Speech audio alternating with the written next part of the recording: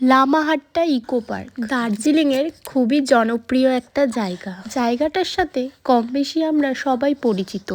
এখানকার সারি সারি এই উঁচু পাইন গাছ যা মানুষের দৃষ্টি আকর্ষণ করার মূল কারণ। আর সেই জন্যই এই জায়গাটা কি করে মিস করি বলো তো। তাই তো প্ল্যান করেছিলাম দার্জিলিং যাওয়ার পথেই একবার এই জায়গাটা ভিজিট করে যাব। এই জায়গাটা আসার আরও একটা কারণ হলো পাহাড়ের মাঝে অবস্থিত সেই ছোট্ট একটা লেক, যেখানে যাওয়ার জন্য বেশ কিছুটা পথ আমাদের ট্রেক করে যেতে হবে। তার জন্য লাগবে অনেকটা সময়, কিন্তু সময় তো একদমই আমাদের হাতে ছিল না, কারণ আমাদের এই জায়গাটা পৌঁছাতে ওই 3:30 মতো বেজে গিয়েছিল।